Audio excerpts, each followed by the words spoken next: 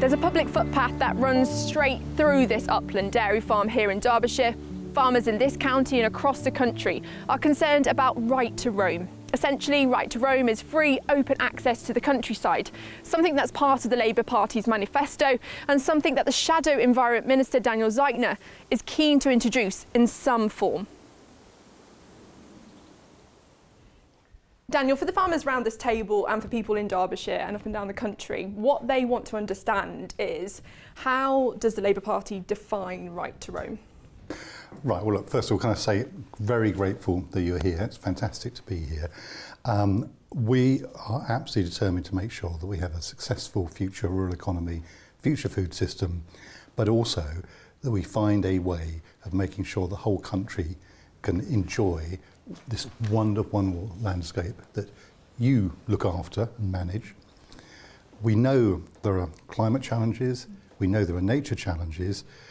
There's a big discussion about how land is used in general in this country, and we know that there are trade-offs and conflicts, and the question is, how do you manage them? Now, it's no secret the Labour Party, for its entire life, has talked about trying to find ways of sharing these wonderful things with more people. But we also appreciate that you live and work here. So the question is, we had the Countryside and Rights of Way Act under the last Labour government, we had the Marine and Coastal Paths Act.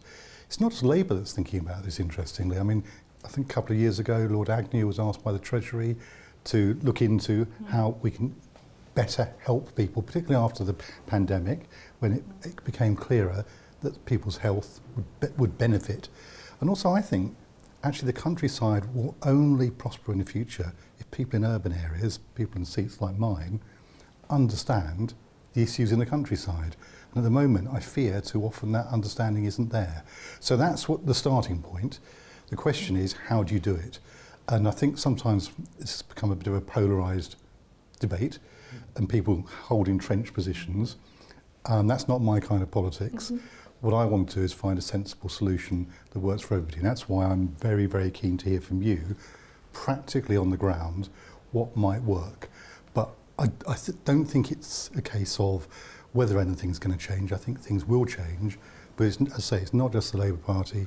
The current government, Julian Glover in his review into national parks, talked about every child having the opportunity to wake up under the stars. And you know, I mean, you can say it's a lovely vision, and I think it is a lovely vision, but how do you make it real? And the thing which I suppose I find quite shocking, I was in one of the holiday play schemes in my constituency last week, and I represent Cambridge, one of really, to most people's eyes, successful, prosperous city. Some of the children there had never seen the seaside, and some of them had never been to the countryside. That can't be right. No. So that's what we're trying to address. But I understand it's complicated. And the other thing I would say is nothing is finished or decided at the moment. The Labour Party's discussing it. We don't know when the election's going to be. It could be almost 18 months away. Lots can happen. So this is a good time to have a good discussion. So I think at this point what would be good is to go around the room and just give a bit of a summary of your setup on the farm and summarise some of the concerns that you might have around right to roam. So Jane, if we start with you. Well, that's very interesting what you've just outlined. And it touched on a lot of points, which are really good points, so that's really positive.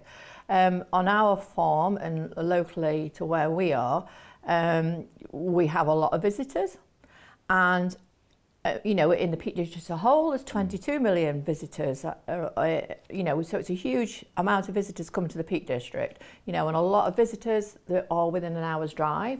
So it's how we manage those visitors. Actually, when they come, and it's nothing new. You know, we've always had access, as we know, going back, you know, historically a long way, even before the Crow Act and all the rest of it. And you know, when we actually look at that management, you know, there are issues. But they bring, you know, there's positives that we want to be able to bring forward with visitors to the countryside.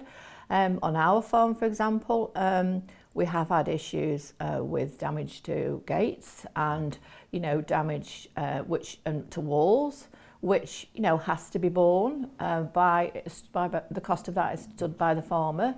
So, and we would like to be able to connect better with the visitors coming on, the new type of visitors, which actually want to enjoy the countryside now. Do you think the people you're seeing even know there's a countryside code? Not as many of them are aware of it as we would like to be quite honest with you. I mean, going back, you know, when I was younger, We used to know about it, didn't we? We knew about it and we respected it, and that all seems to have gone and it slipped away. And it's a shame, really, because we get information for so many different ways now, but that just seems to have just slid out of the conversation. And that was a really good, you know, grounding in what you could and couldn't do in the countryside. Enjoy the countryside by all means, but it's, don't forget, it's a living and working environment. Ours is a living and working environment. Kids, we're brought up, you know, you shut the gate, don't you? Yeah, That that's kind of right, thing. yes. Yeah. So, you know, there is work being done in the, you know, Tom, you know, we know in other areas of the Peak District, there's work being done where they connect with visitors to the countryside, but it's joining that up. I think that's an interesting point in terms of the education side of things. You know, I've spoken to farmers that want it to be introduced, you know, even at primary school level, that understanding of countryside code and how you behave in the countryside. And as Jane has pointed out there, is that it is a working environment and it needs to be, and that word respect, whenever I'm talking to farmers, when we're covering this policy, it's respect, respect, respect. So I think that's quite interesting. Well, personally, I'd like to see the word responsible actually in whatever kind of term you end up using, because I mean, sometimes surprised that anyone would think that someone like Keir Starmer is a free-for-all kind of person. You know, we're a party that believes in rules because actually we know that's how you protect people. So anything that he's done, the emphasis exactly has got, as you've said, has got to be on people behaving responsibly.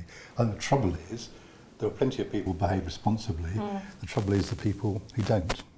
And that's not unique to this debate, sadly. No, that's right. It's increasing in numbers. That is that what you're seeing? That's what we're seeing. Yes, and it shouldn't be like that, but that's what's quite markedly. And you don't want that confrontation with people. So there needs to be clearer boundaries, well, not boundaries, but guidelines as to regards what's happening in the countryside and why it's, you know, and like, you know. I know for a fact we've got a triple SI land which is quite protected, and you know, as farmers and land managers we know that protection is important, but and on that part there isn't any access on it, and when you politely say to people, you know, would you mind going, you know, onto the path, you know, where the path is, away from that, so it's not actually potentially damaging what we're trying to protect. They already think they've got open access. They already think. Does that happen? Quite often that does, more than what you think. And even, you know, you go to approach people in a perfectly nice manner and sort of trying to explain to that, but they'd already think now they've already got that right to go anywhere. And that's quite markedly after COVID. You know, I know you know, but it's just completely in a few short years, the attitude of people has altered, and they just think, they look at a map or look on the phone and just think we can go anywhere. And you know, and I don't want to be in confrontation. I want people to enjoy the you know, they're visitors, they're customers of some rural businesses, you know, so they bring positive benefits, but you know, at the same time, we don't want them destroying what we're trying to protect. And that's, David, I want to bring you in at this point, obviously a dairy farmer. In terms of livestock in the fields, in terms of a liability point of view, right, yeah. Does that concern you? Yes, completely. So if we take this part of the farm, Bankhead Farm as a whole, it's a 60-acre traditional hill farm. There's 12 fields on this farm, and exactly half of them have footpaths running through. Now, I believe agriculturally that makes things more difficult for me to manage, you know. So, however, it is manageable. People can walk along a linear path. You know where that linear path is, and I have options. So, for example, at lambing time, we will lamb in the building just across the way here, and I've got a number of options where I can put those ewes and lambs away from the footpaths. You know. When we have a bull in the field, you know, we can put the cow with the bull away again from the footpaths. So it's about leaving me options to manage my farm. I think if we had a greater access to the farm, it would make running this farm, well, I'm going to say impossible, because we would be left without options. And do you have problems with dog walkers, with people letting their dogs off the leash? Yeah, it has been problems, yes. Yeah, we do have problems with dog walkers. Obviously, dog faeces can be a problem, particularly with cows, because they carry a disease that can cause abortion in cattle. People don't quite understand that because they see you spreading farmyard manure on the field and they think it's fair game, but it's obviously a different thing. On our farm, there's quite a large part of it is SSSI designated.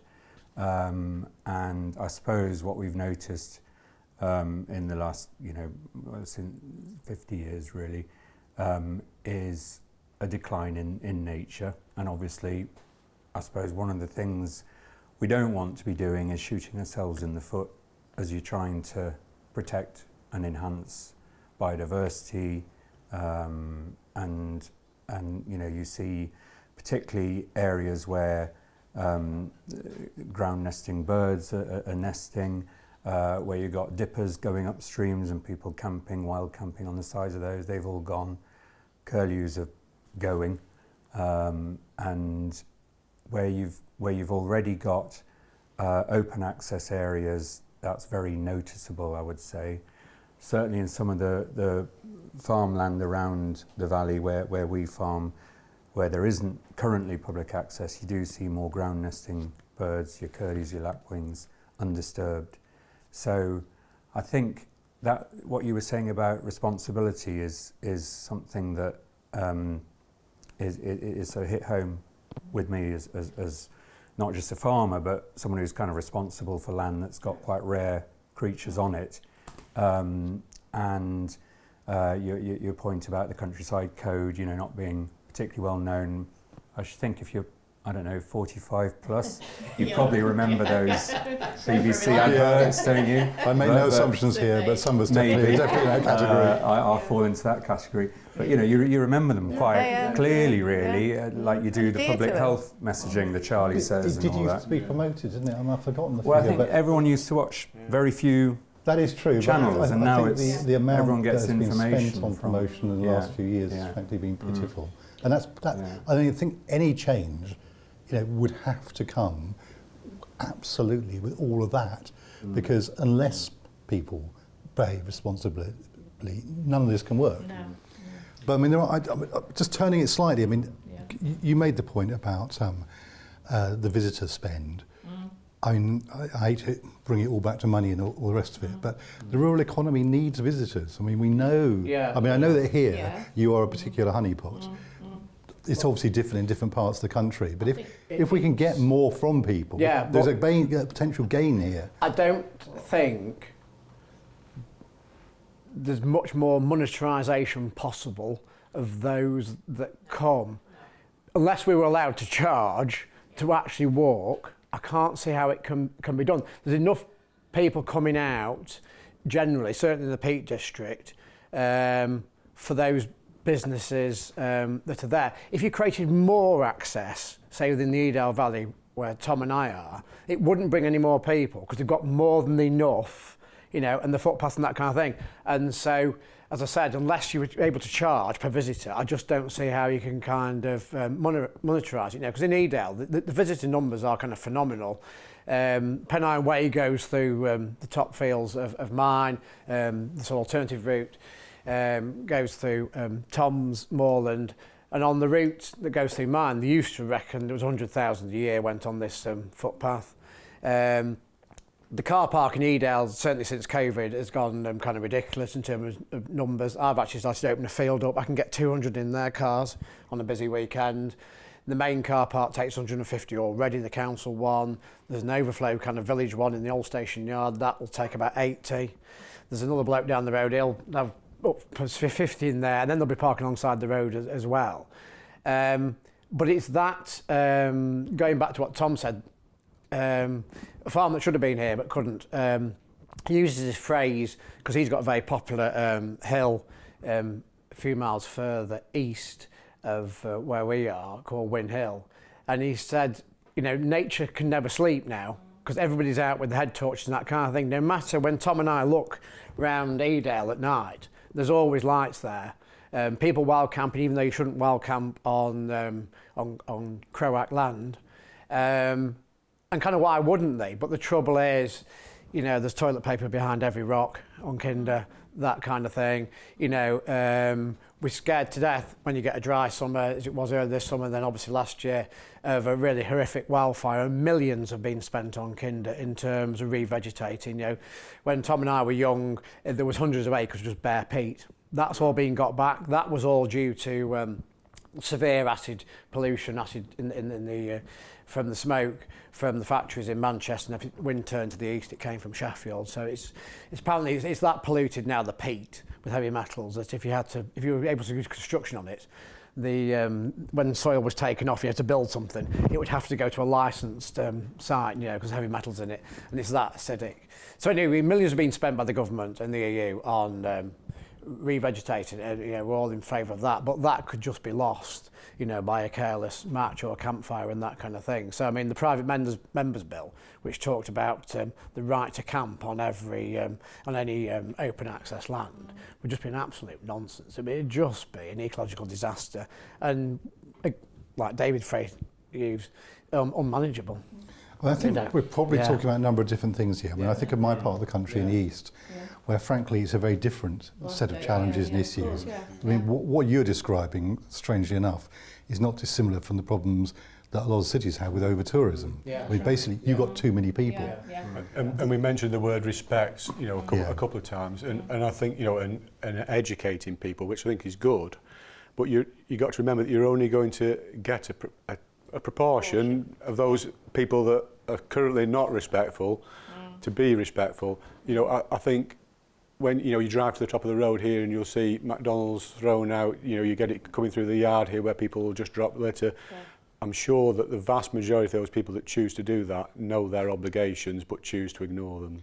That's a bigger societal issue, I think, to some extent. And I think also the thing we're touching on here is worth pointing out is I think there's a whole cadre of people who are perfectly respectful of the countryside and are decent, good people who are just out enjoying the wonderful landscape that we've got here. The problem is people who behave badly. But do you think those people that understand the countryside, are they really looking for more open access? I would say there's more than enough already for them to connect with nature and do that if we're going to leave space for nature as well.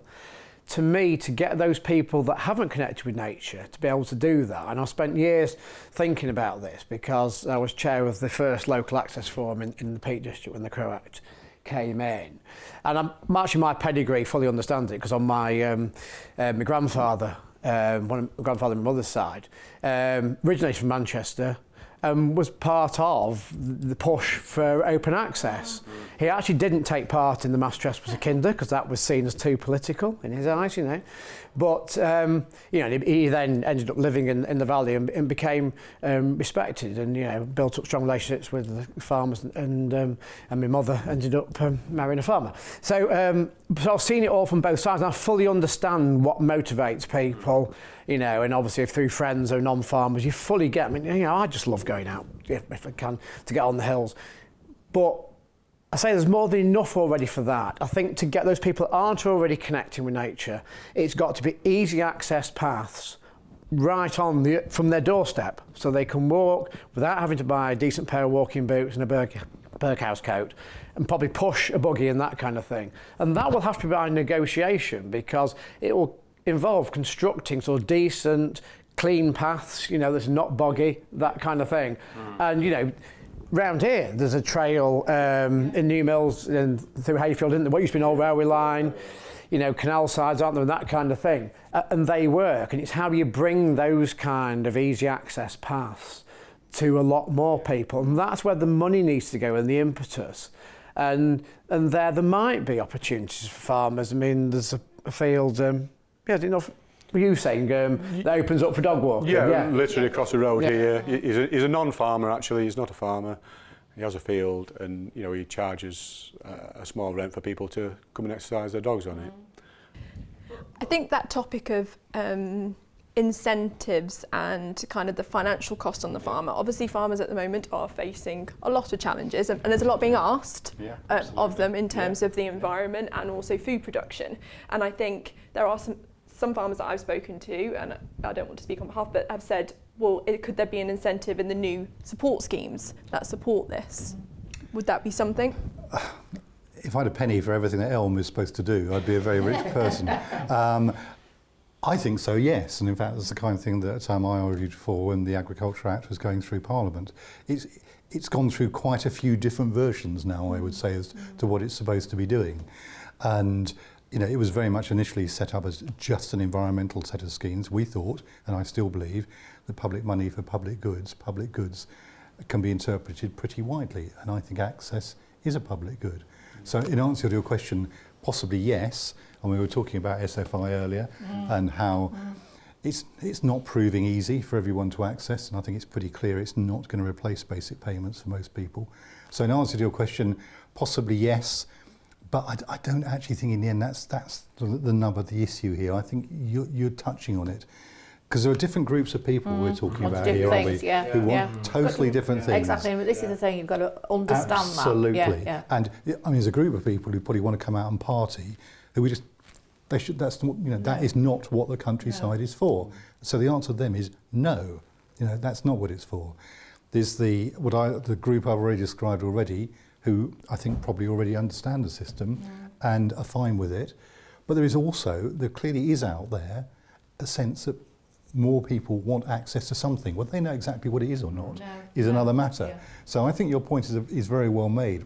I mean, what I'm immediately thinking as we're having this discussion is the conclusion I keep coming to on almost every issue going around England, is it's not the same in different parts of England. It is very, very different. And I think one of the problems we've got is, I don't think it's deliberate, but we went from a European-wide system, which was incredibly broad brush catch all, to a system in the UK now where Scotland and Wales and Northern Ireland can do their thing, and it perhaps makes a bit more sense at that level. But we've got England, which I would say is probably 4 or 5 very different areas, and I will have to go away and talk to colleagues about this, but we may need different solutions in different places. Bringing it back to what the public want, I think what is common with anybody accessing the country, almost everybody accessing the countryside, is certainly 9 out of 10, if not 9.5 out of 10, want very clear, well-marked routes. They want to be confident where they go. Most people don't pay £20 a year to download Ordnance Survey. They're relying on Google. That doesn't distinguish, or whoever, there's other brands out there. They don't distinguish, those maps do not distinguish between public rights of way and what are not. Something like Strava is just an absolute nightmare as a land manager. You can help people say, I'm sorry, this is not a footpath, can I help you? Can I just point in the right direction? No, I'm following this route. And they carry on walking. I say, no, honestly, you're not on a footpath. They go, no, I'm following this route. I said, yeah, well, I think actually you're following somebody else who was lost that's been plotted on Strava. And explain that to me a bit more, because I wasn't really aware of this. Well, people on Strava, they plot all the routes, don't they, where people have been. So it's based on where people have been before. Yeah, they might be walking up the farm lane, which is not a footpath, and they go, no, I'm following this route. And actually it's just something somebody else has kind of plotted on there that's kind of lost. And it could be just a sheep track. It's even on Google now, the way the maps must be plotted sort of automatically from satellite pictures, where the sheep have spent the winter walking between certain gates, it creates a mark on the land when you view it, it bears it a bit, that kind of thing. And I've got a dotted line now, you look on a Google map, there's nowhere near a public right of way.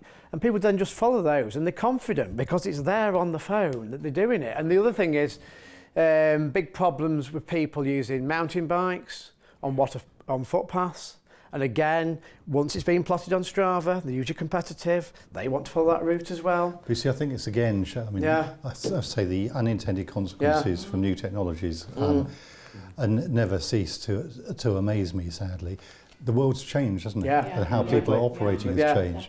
Virtually nobody has a paper map. No. Really? And a lot of people are just following descriptive walks as well. When if I open the field up for car parking, I stand there, taking the money, and they'll often come to me. Oh, where's the Kinder Circular? I'm sorry, I haven't read the guidebooks. Give me a clue where you think it's starting. Is it the start of Penham Way? Yes, well, just follow the stream of people there. Then you'll follow the thing. Sometimes they come to your photographs. Can you tell me where this is? They've not even got a route plotted out in the mind often. The big draw factors at the moment in Edale, and it's just all social media, is the Great Ridge. We never called it that, but basically Mamtor and the whole of that ridge. Jacob's Ladder, and there's nothing much really that exciting at Jacob's Ladder, quite frankly. And Kinder.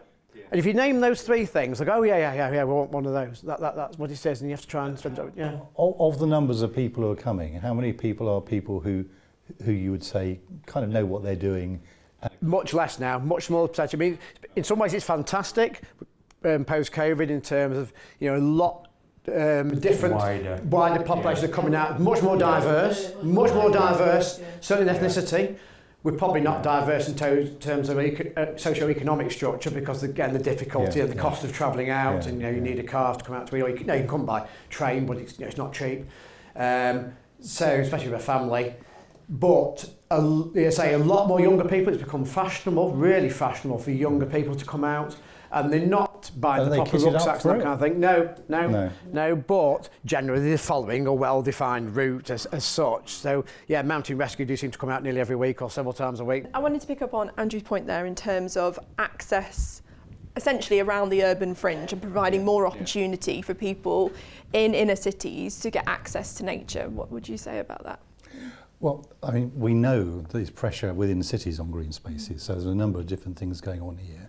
But I mean, the government said it wants everyone to have access within 15 minutes, I think, to green space. Well, that's good, and we like that. But with more and more pressure, as I said, land being asked to do so many different things, I mean, the government again has committed to a land use framework this year. I think a lot of us are quite sceptical about how far they're going to get with that in this Parliament, but we will certainly take it forward.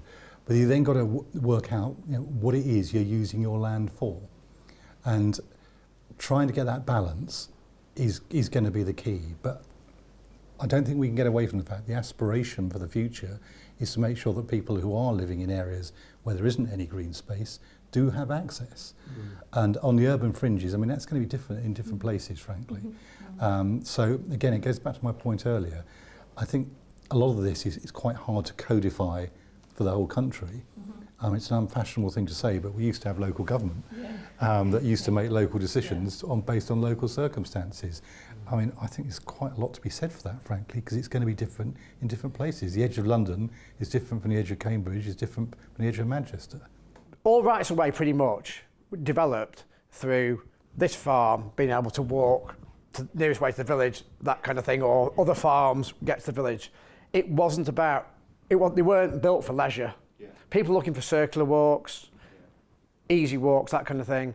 And I think a lot of farmers, the trade-off to get a footpath out of a farmyard or going diagonally across a field, something like that, would be willing to create ones that were more logical to make that circular walk for people from the, especially urban fringe farmers, from the villages. And I think we've got to have a holistic view of it in how to bring, I would call it easy access or something like that. Right to roam to me would be an absolute disaster if it went in and right to roam in the manifesto, because I think everybody would be end up fed up. Not just the landowners, land managers, farmers, that kind of thing, but the people who want it, because it just cannot be delivered. And I wanted to pick up on that point because that's been flagged by all of you, Daniel, in terms of right to roam, using that language. People around this table say they are concerned about right to roam, and could there be a changing in wording because of the simplified messaging it sends out to the general public? Well, I think it would come as no surprise, there is an internal debate around that issue. But I don't want to go away misleading you. I mean, we are very clear. We want to see greater access for people in this country. The question is how you do it in the right kind of way. But I hear very strongly the points you're making. We certainly don't want to create a system which doesn't work and which creates an impossible bureaucracy or impossible problems. I genuinely don't think this is impossible to resolve. I really, really don't. I mean, I listen to what you're saying with some interest. It's an easy cop-out to always say, oh, you know, there's a bigger role for parish councils. But actually there probably is, because the level upon which you need to work these things out is very local, very, very local. I was a district councillor, I was a parish councillor, and I admire the work that's done, and not least because, in my experience, the people who are on parish councils genuinely know their patch. So, look, I mean, I will go away and talk to colleagues.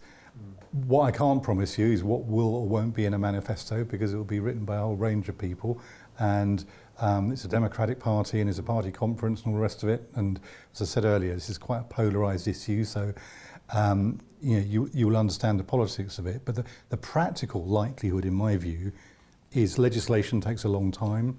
There would be lengthy consultations, and most of the points, or all the points that you are raising, I think would come up. So I think when you look historically at how legislation tends to happen, you know, basically in opposition, people put up ideas, and that's quite right, because people need to know what they're voting for in an election in broad terms. But quite often when you see the legislation a few years later, the detail, I mean, I sometimes say DEFRA, I think, have 10,000 staff, and probably not almost as many again in their agencies. I've got one person. So I'm not going to try and design the policy, because I can't. What I can do is talk about the principles and what we're trying to achieve. And I don't think what we're trying to achieve is that far away from what you want. But what the big problem is people who don't play by the rules and break the rules and behave badly. And that's not just a question of access to countryside, that's a broader question as well. Can we first just get a reaction from everyone from that, in terms of the point that Daniel made, in terms of the local, you know, parish councils taking responsibility? In reality, do you think that could work? I would go first with that. I would say possibly, it definitely needs to be more local. I would say parish council stroke local access forums. I would feel a bit more comfortable with that, really. I mean, there is work going on locally in our, you know, I mean, like we say, it's different. You know, like through farming and protected landscapes, quite a lot of, issues. We've got a very complicated mix of areas. So there is a lot of work done. There is a lot of work being done, so I'd be happy with that going forward. Yeah. David? We're primarily food producers, and I think, you know, if there's I'm glad to hear you say that, because a little while ago you were just going to be land managers. Yeah, food production matters. And what's happening on a world scale, you know, so Ukraine and with sort of food inflation, then we need to be left with the ability to do our primary job, and that's produce food. And this is one farm in the Peak District in Derbyshire, but farms like this are dotted all over the country, family farms, family labour, and we need that ability. And I hope we've made the point to you that sort of further increases in access to farms like this, or a more general increase in access, would make that job almost impossible. Well, I've been very clear in saying I want to see more food produced in the UK, because I think there's been an ambivalence around whether it matters or not. I think that's kind of come and gone in terms of the current government, but we're very clear and we've been consistent on this. We should be producing more food. So we do not want to make your life more difficult. We want to make it possible for you to go on producing food. Just to follow on from that, I mean, going on from Andrew's point about, you know, creating sort of, you know, linear tracks around sort of, you know, suburbia and urban areas. You know, I think we can manage a linear track. You know, we can, so we've got linear paths across this farm and we can manage those. I think we can't manage a more general access, and I think, again, going back to Andrew's point, I don't think people want that sort of you can go anywhere attitude. They do want to follow a path. You know, I go walking at weekends if I get a chance, and, you know, my objective is to get from A to some other point on the map, and you want to follow paths to get there. Well, that's not my understanding of what we are thinking about. We do not want a free-for-all. I think I've been very clear. Good, I'm pleased to hear that. Because that's not what we're about. Yeah. Some people would say, well, perhaps too obsessed with rules and so on, but I think rules and structures matter, because not only for you, but actually for the people who are here. When I'm walking out in the countryside, I feel nervous if I don't know that I'm where I should be. Yeah. You know, and I think a lot of people feel that. So I think there's a way through this. But could I just pick up on the point, sorry Rachel, but just pick up on the point that you said about food and production and how important it was as a, you know, policy and a party going forward, and that's welcome news to farmers. But looking on the other side, unless we actually get the balance right in this access view of things and how it's managed through the Labour Party, you know, that is a concern for many rural people and many rural farmers as regards, you know, that would not, you know, that would be the exact opposite. No, I hear that, and I understand that. So, but I hope you're also hearing the positive message. Yeah, we are hearing a positive message, but the balance has to be right in this access, you know, because, you know, rural communities. We reported on last week there was a farmer, an arable farmer, who had his wheat trampled all over because dogs were just free to roam. They weren't sticking to the path, and he's lost about 2,000 to 3,000 per year of his yield from his wheat because of that food being trampled on. So I thought it was an interesting point that you made about food production, protecting that, when this arable farmer that we reported on last week was saying, you know, I'm losing £2,000 to £3,000 a year. And I think what I'm picking up from everyone around here is that messaging of right to roam. You say it's not about free access, but when you hear right to roam, to a general person, the language is wrong. Well, I understand that, but again, you will know this has been a debate that's been running for a very, very long time, and the way it is generally reported, not necessarily by you, but in the national media, it will almost always, whatever I or colleagues say, that's how it will be reported as being about. I think when you look, I will always talk about the responsibility is needed to go with any kind of extended access. And actually, to be fair to a lot of the campaigners, they say that too, but it's never reported as that. I think there are very few people who basically are kind of on the sort of libertarian side of politics who just say, I want a free-for-all. That is a long, long way from where we are. We're absolutely, that's not what we're about. What we are about is trying to make sure, going back to those young people I was talking about at the beginning, that we do not have a generation that doesn't get to see or understand the countryside, because that's bad for the countryside. I think going, you know, we've had one round of what is kind of commenting on right to roam, open access in terms of legislation with the Crow Act. I'm very unclear how you would grant any more open access land, because I don't know where else you'd kind of go with that kind of land. You're coming on, anything left now to create into open access is productive agricultural land, because that's essentially the criteria was very, in England, when the land was designated open access, it was kind of anything they thought possible, they would stick it in and you had to appeal to get it out. In Wales, they were more cautious. It was almost like, if in doubt, leave it out, we kind of used to say. And so there's kind of less land in open access in terms of kind of the quality of the land. Whereas here, in the Peak District, you've ended up with sort of odd fields that were sort of seen as a bit more rough grazing kind of thing. So we'll make that open access, and it wasn't strategic in the way it was kind of done. So that adds to the confusion. Go on. So it would be a very dangerous thing to draw the conclusion, right, to get more access, then we'd go to grassland. I sort of, the field in front of us here, or the one that we'll walk through later, has on average, 20 plus field operations a year, and that'll be more than the fields of wheat that you'll see around Cambridge. So they are. It might be grass, and I think because people have it on their back lawns, they think it just grows itself. But it's actually very, very quite an intensive form of farming, really. No, and I understand that. It goes back to my earlier point. I think it's going to be different in different places.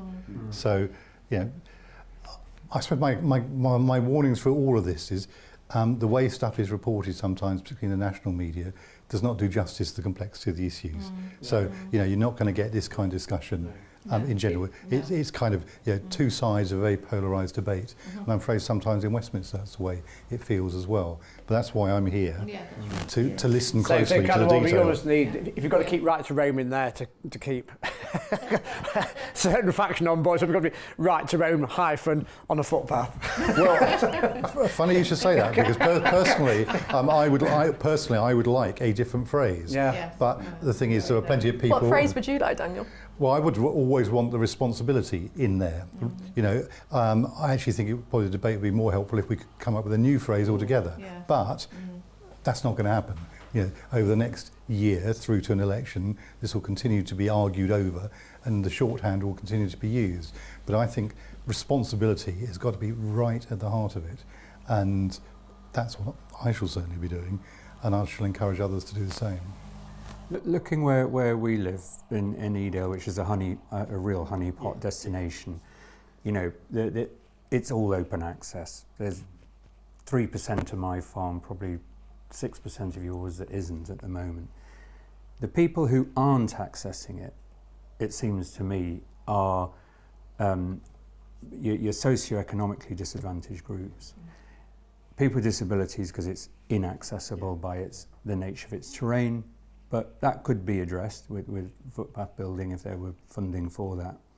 So if we're talking about what you're saying, that dreadful situation where 15% of children had never visited the countryside, isn't that really where we should be focusing? So, you know, in our village we have a youth centre, which was set up by my mum, in fact, but we have 2,000 children coming from inner cities every year to visit our village, to get out into the countryside, heavily subsidised, it's charitably run. We have all the equipment there for them, all the coats, boots, walking sticks, what have you. And there's umpteen such places around just the Peak District, you know, youth hostels, you've got activity centres, all of them have got spare spaces, you know, they're never fully booked every year. So we could support them more.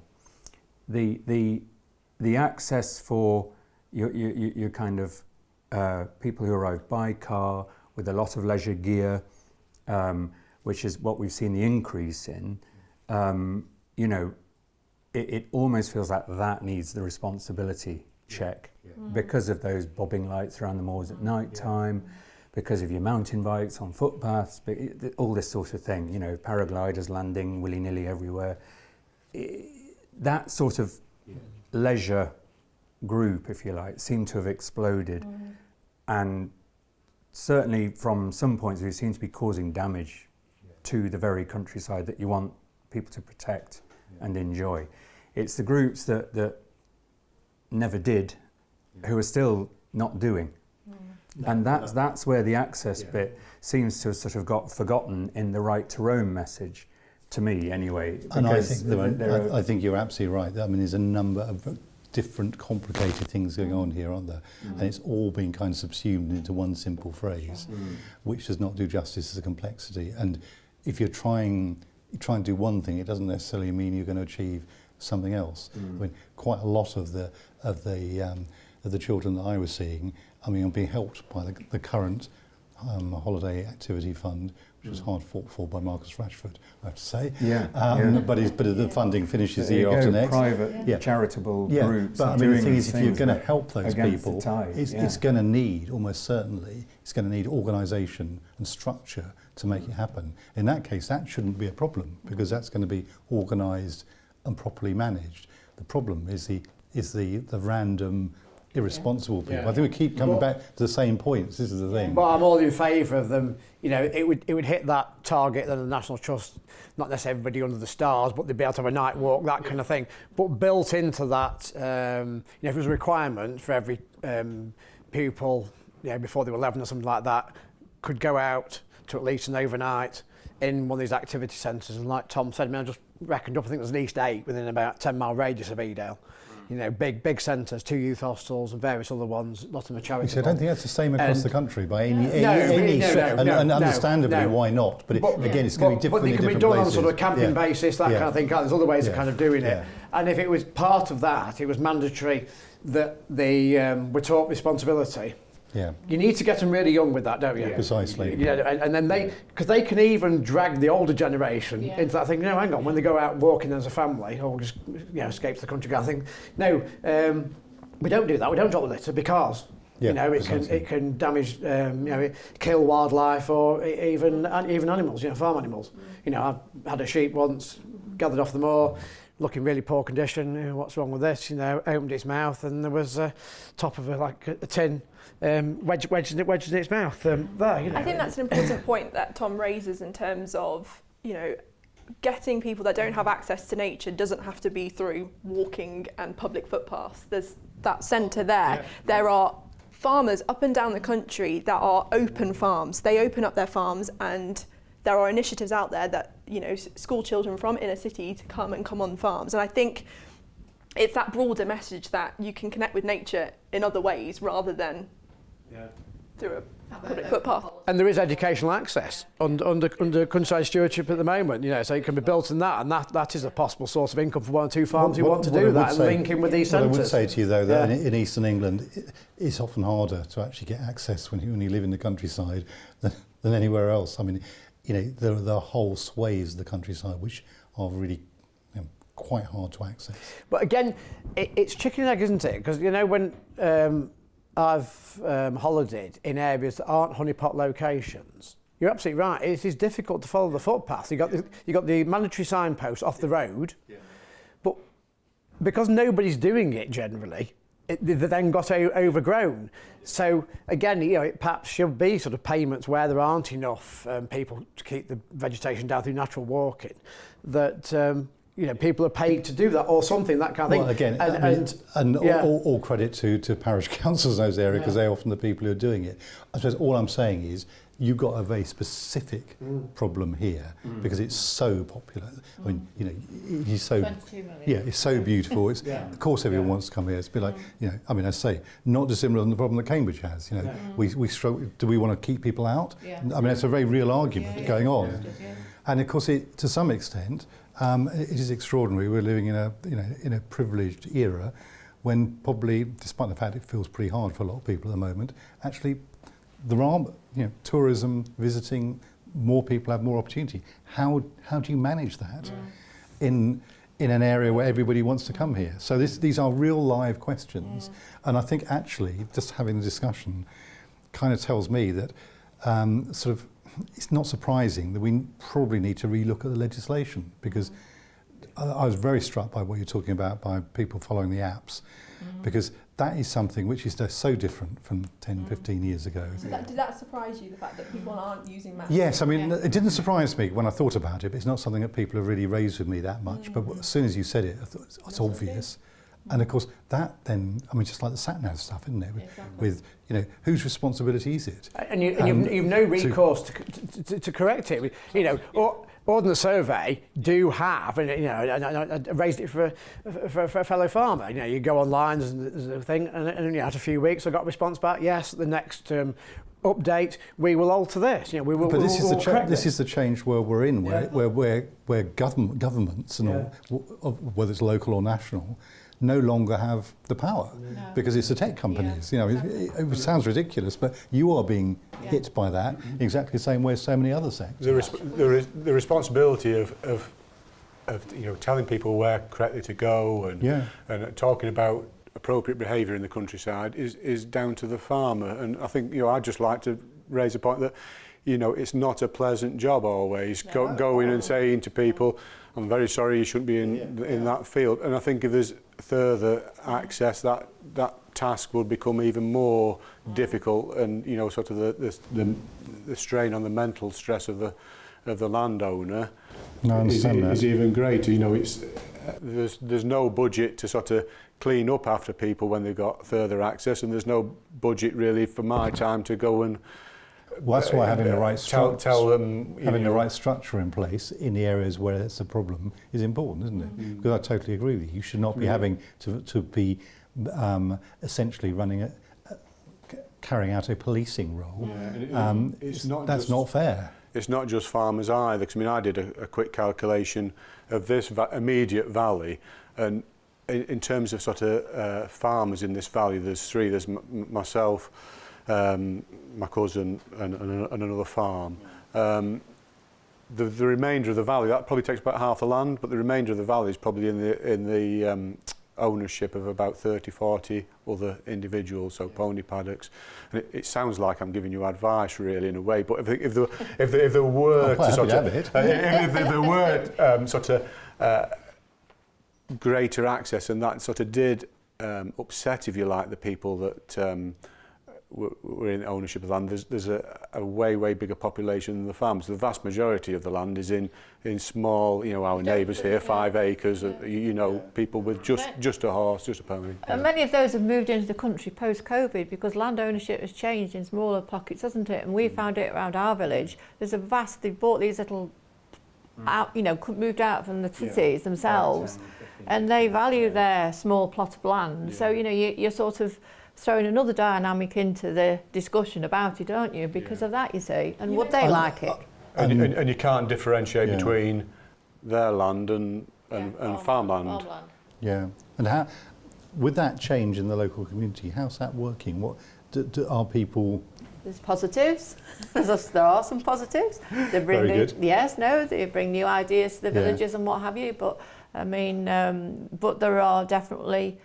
There's definitely change in the land management of what they've brought in, and they've brought their own ideas in with them, which they're entitled to do. Obviously, it's their land and what have you, so you can't say anything about that.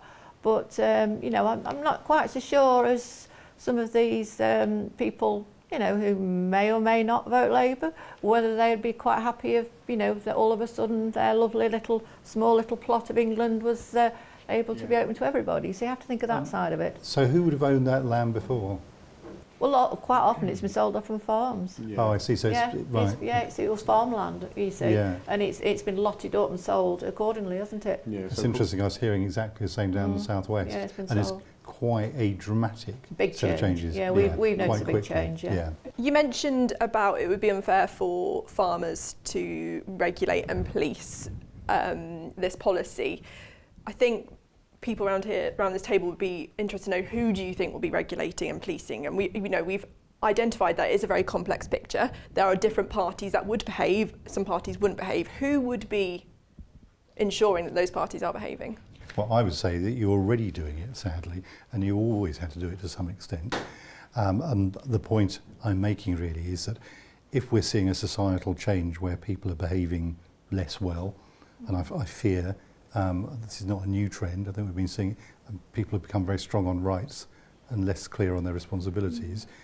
Who polices it, especially in the absence, frankly, of many people in authority around to do it?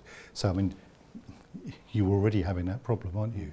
But what I'm saying is, I don't think that is right, that you should be put in a position where you're having to challenge people to basically protect something, to protect not just yourself, but to protect nature and to protect the environment that, exactly as you were saying earlier, an awful lot of money, public money and time and effort has been spent trying to enhance and preserve. So what's the solution though? The solutions are not simple to any of this. No, but of course not. So David is saying, he doesn't want to be in that position. No. But what I'm saying is he's already in that position. And the thing we've got to do is we've got to work much harder. I would say, I forget how much, I think it's only a couple of £1,000s a year being spent on promoting the countryside code in the last few years. That is ridiculous. That's absolutely absurd. But I'm afraid, and I will be political here now, if you go for it, what was supposed to be a low tax, low cost economy, there are wider consequences. And I think there's been too little done to educate, and not just educate, but actually to say to people, this is the way we expect people to behave when they visit the countryside. You're right, I am in that position, but there also are a clear set of rules and a clear explanation that I can give to people. So I can say, for example, if they're in that field there, usually it's quite genuine. People are wanting to make their way to Raworth or to New Mills, and I can say, this is the way you should go. I feel sort of a wider access, it's making a problem. I'm already in that problem way worse. See, I'm not convinced that's going to change, because I think the same point will come, that people will be wanting to go somewhere, and the same issue will come up. Actually, this is the way you should go. This is a sensible way to go. Then that's a really good point that you make. Then we're sort of saying that the existing footpaths on this farm then are adequate for that access. We're saying, this is the way you should go. So coming back to my point on farm management then, there's no need for them to be in this field here, say, when they're making their way from New Mills to Raworth. Which goes back to my original point, which is that this is going to have to be worked out locally, because the thing is, if we're going to have any kind of increased access, it's got to be done responsibly and in a way that works for people like you. I do agree with you, you know, worked out locally. The danger in that is that we also need a clear set of rules, you know, so that people can follow that and rule. this, I think, will be the discussion as we go forward, because, and again, we go back almost to where we began on this, that this is a complicated set of things we're trying to do. Not just in the countryside, we're also we're actually asking that people behave properly wherever they are. The trouble for you is that you end up here on your own with people who are not potentially behaving properly. And I think what these farmers have raised today also is that they're already facing troubles and problems and issues. Absolutely. And to then free it up again will only increase those problems and issues. And they're saying, well, if the message isn't getting across now, how do we get that message across to people? And if it's a complex picture, and different counties are different all across the country. But if someone's walking, say, in the Peak District, and then they're walking in Cambridgeshire, they're very different. And how do they adopt those new rules? And how can we rely on those people to know the rules and understand? Because like what you just said, we aren't, don't follow rules as much as what we used to. Well, let's see whether we can educate the people first before we change the system. Yeah. Well, I would say that's a very big point indeed, and one which I would not accept we give up on. I mean, the fact that for the last sort of 30, 40 years there's been a decline in responsibility, I don't think is something we should accept. I think so is there an interim? Is there an interim to educate before going full on policy? There are big changes I think are needed in society, and these are part of them, that people behave responsibly. But in terms of this particular set of issues here in the countryside, I think this is exactly the discussion we will need to have as we look in detail as to how you would change the current policies. But I think all the things that you are saying will feed into that discussion as to how we do it. Now, I said right at the outset, we've not got anything like a fully designed solution to this. What we have got is a set of aspirations of things we want to see, and we've got to try and find a way of making them work. But part of making them work will be making sure it's perfectly possible for you to maintain and run your business without it becoming, as you say, impossible to do. That is part of what we've got to achieve. So I think it'd be fair to say there is this kind of change of what I'm hearing today of not total free access and a more controlled, managed access. Would that be fair to say? Look, this is not a finished policy position. What I'm saying to you is there is going to be, and I don't know what will be in the manifesto, as I said earlier. It's not me that's writing it. But I'd be surprised if there isn't a promise, in fact there will be a promise, to greater access in general. But how it is done and dealing with the problems that you have raised will be for a much more detailed discussion after an election. As I say, it's not for me and my one researcher to try and resolve this. But as a shadow environment minister, Absolutely. you are leading. Absolutely, and I'm explaining to you exactly what we're trying to do. How it's done in detail is for a much more detailed discussion. And I think that's a reasonable position to take, because we need to hear all of the potential issues that come up, and also work out how it will play out in different places, because it will be different. Your problems are very, very different than the challenges I see in Cambridgeshire. Yeah, but so you agree that it's not a blanket policy? There has to be. Well, it depends whether you're doing the very short, as we discussed earlier, the shorthand stuff. In the end, I mean, look at the Countryside and Rights of Way Act. These are big pieces of legislation in the end. So, of course, it's going to be. But the key is any extra access has got to be attached to responsibility. That, to me, is the absolute key. And as the shadow farming minister, I will be absolutely making that point relentlessly to colleagues. And do you feel, you mentioned campaigning and getting more messaging out there around the Countryside Code, do you feel that would cut through and make a difference? I think it's absolutely essential, yes, because I think it's been an application. For the younger generation? Well, you can't blame a generation when the information hasn't really been given. I blame, I'm afraid, the government for the last decade, which has consistently failed to do that. And the question is, why have they failed to do it? I don't know, that's for them to answer. I think it goes back further than that, to be honest. It never really hit home with the Crow Act, and there was some it's gone very complex. If you read the full countryside code, it is extremely complex. Even telling landowners how they should speak to people on the land and all that kind of thing. It's a two-way thing. You've got to just have a few messages. The top level bit. I think the top level bit, because we can vaguely remember it, can't we? I don't think that bit is difficult to do. Yeah, I think and that's where it's got to be, and it's got to be done nationally at all levels, but particularly in the schools, but also, messages out there in whatever programmes and that kind of thing. And the whole boom in having dogs, that's really added to the sort of tension, if anything, quite frankly. People, it's almost the dogs have got kind of human rights. And if you say to people, do you mind just putting your dog on the lead? It's almost like you've affronted a lot of them. It is seen like, you're really infringing on that dog's. Oh no, it doesn't harm anybody. It doesn't harm anything. It won't harm anything. Well, you never know that. You just cannot trust any dog 110%.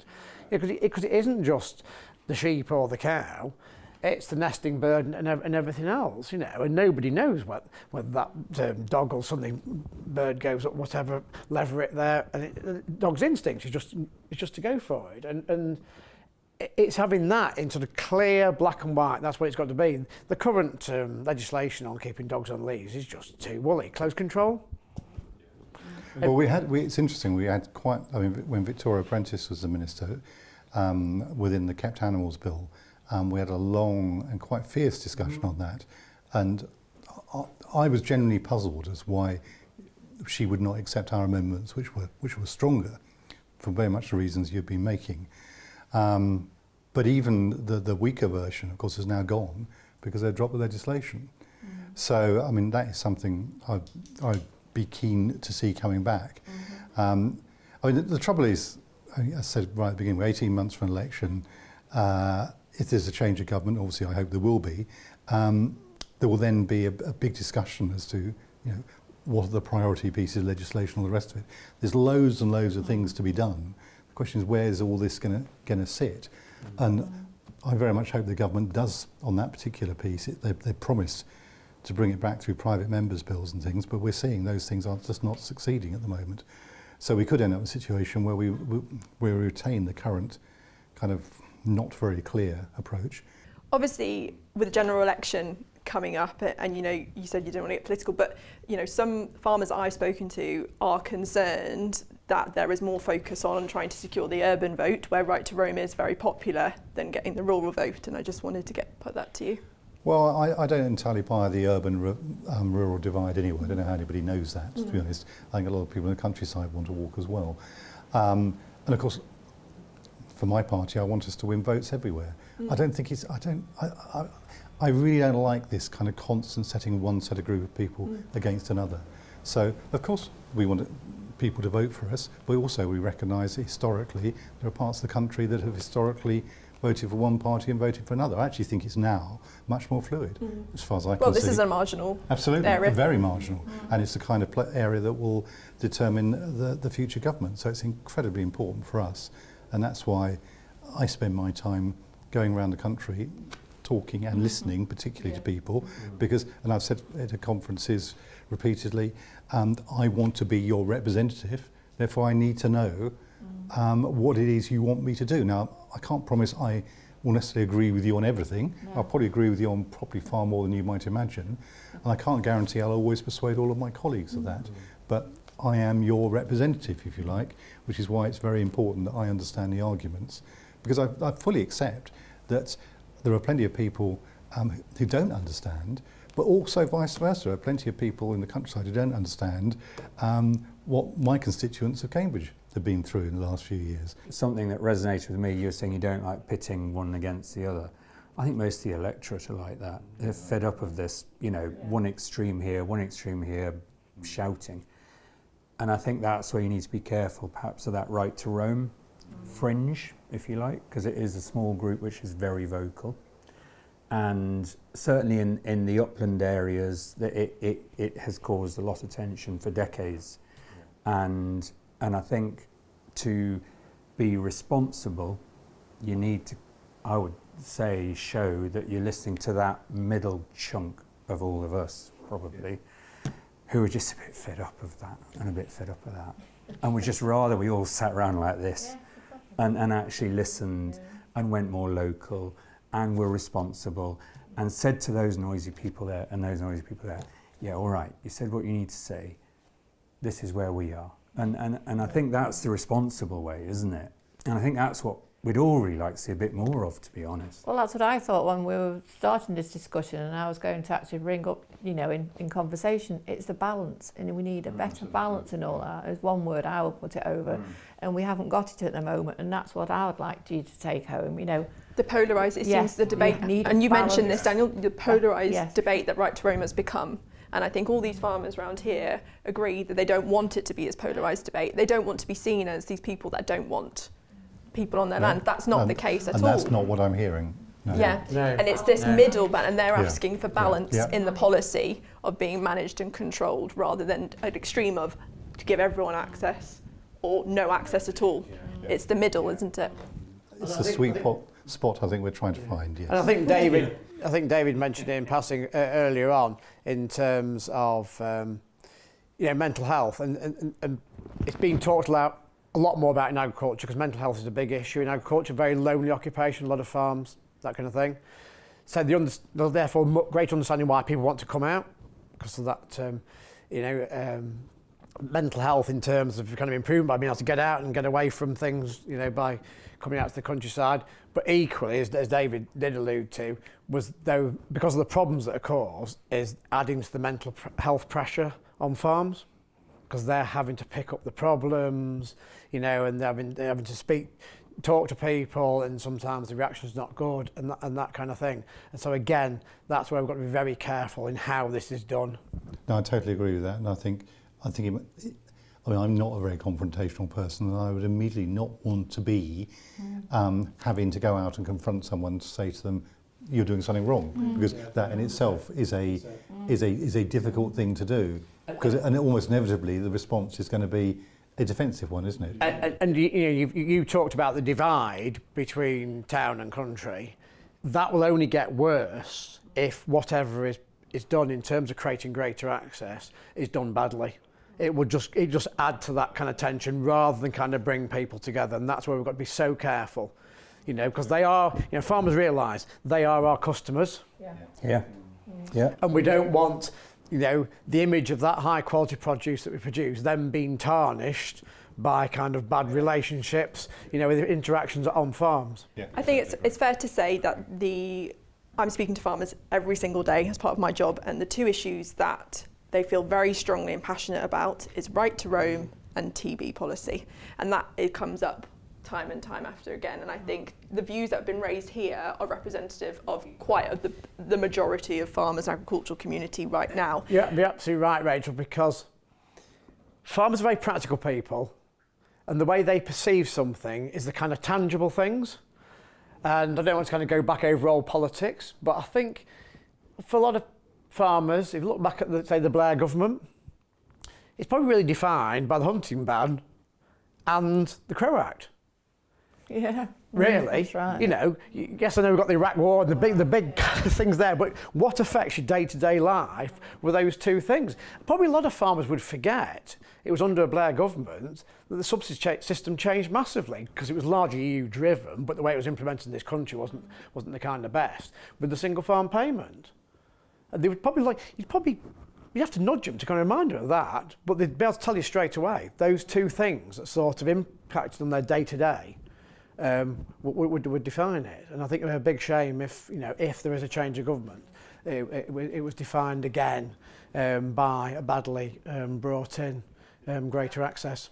And farming is sort of remind people, farming is a way of life, really, and it's not always about I'll be doing a different job if it's about profitability, so it is those that day-to-day life, the interaction with the public that's more important, really. Well, what I just gently say is that I think we've been very clear about backing British farmers over the last few years, particularly when it comes to things like the trade deals, where frankly I think you've been badly let down. And if you look at the general economic philosophy of the two parties, frankly, the current government, and was George's view too, was leave things to the market. Well, if you're left to the market, good luck. Labour's view is different. We think these communities matter. We saw what happened to manufacturing in the 80s when that approach was taken. We do not want to see the same thing happen to the countryside.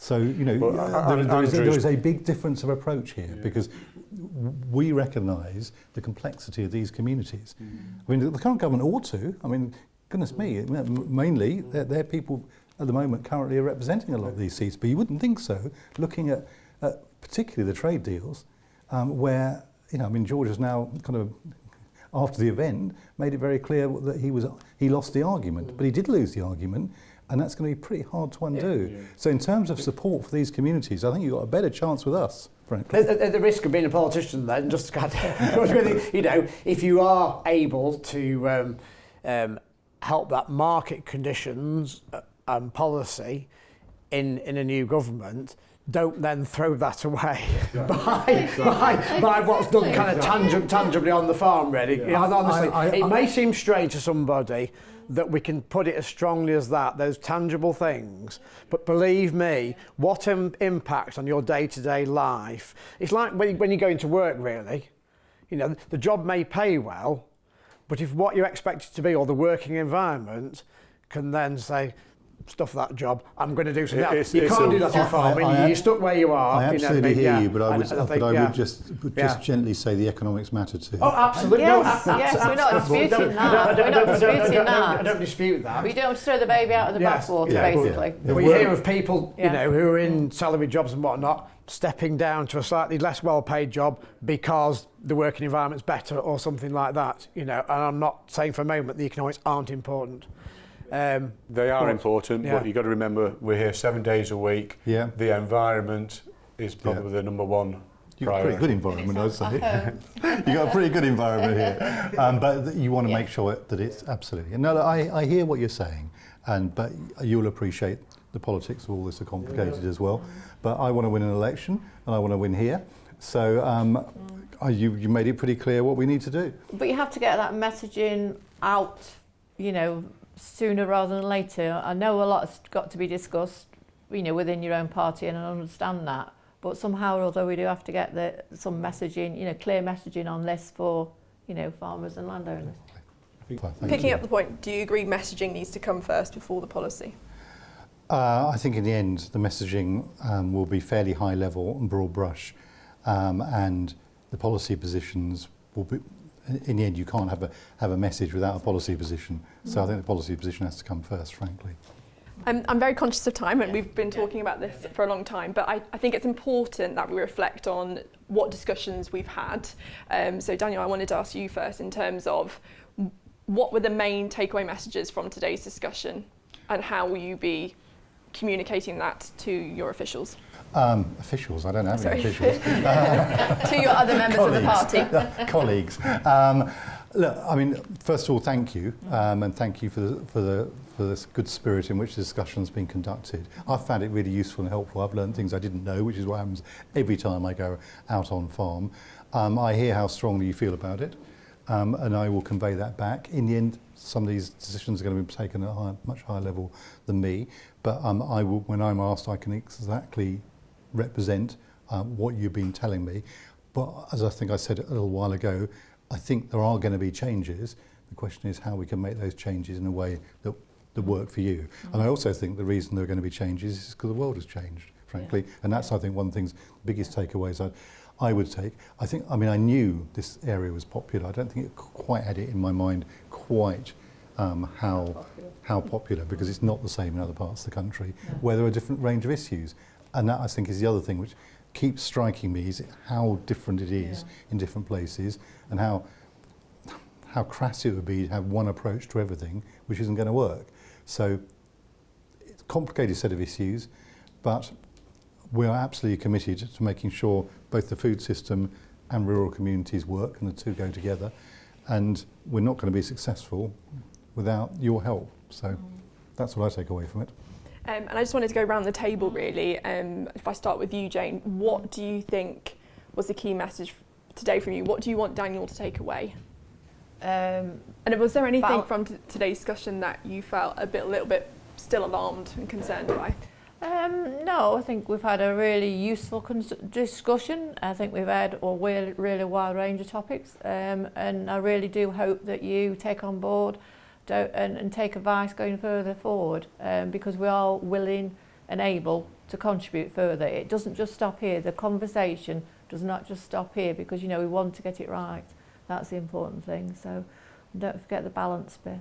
Yeah. David? Yeah, leave me and other farmers that are in the same situation as me with the ability to still farm. So, on this farm we have several footpaths that cross the farm, and you'll notice that people are using the footpath as we sat here in this room, and people can access the farm already, but leave me with the ability to farm going forward. A more general access would leave me without that ability. We discussed on the way here how many years my family had farmed here.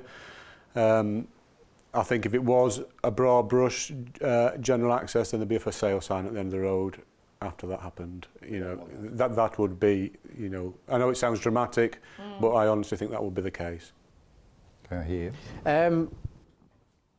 I think, you said several times, Daniel, that this area is unique. Yeah, everywhere's unique by definition. It isn't that unique in terms of the amount of people visiting. You've got the South Downs, the New Forest, parts of the Yorkshire Dales, Lake District, Snowdonia, and around every town, certainly any city, you've got a circle round which is urban fringe. And I know, at times I feel like I'm kind of overrun on our farm with visitors. Talk to urban fringe farmers, our friends on the outskirts of Barnsley, that kind of thing. It is massive, because this is just on their kind of doorstep, and so constant dog walking routes, that kind of thing. And so any sense of right to roam, and then people thinking, well, hey, we can just let Snoopy off and run where he wants and all that kind of thing. We can wander where we want, we can picnic where we want. Then it will just turn, will make those people, like David said, unfarmable, those farms in those areas. And Tom? Well, first, thank you. I mean, it's a long journey to make up here, and I'm really happy that you're willing to do that. I'm very grateful. So I think really it's that, for me, the message has got through, is that responsibility. There are aspects of Crow that are already troublesome. As you say, it's the small minority that make things difficult, but there is an increasing pressure. The pressure, as I see it, comes from quite a narrow slice or a defined slice of the population already having a lot of access. It's the people who don't have access who, I would say, as a party with the history of the Labour Party, in a way should be focusing on. Why don't they have access, those people in inner cities with disabilities, etc. How can we get them access to nature, to the countryside, to enjoying and protecting that heritage? Because from certainly where we sit, the explosion in visitor numbers and the kind of unintended consequences, let's say, are not necessarily what a political party perhaps needs to be looking at. It needs to look at people who can't get it, and how do we get them, that kind of benefit that others already have in spades, really. When you look at the open access areas up here, it's many tens of thousands of square kilometres where you can go where you like.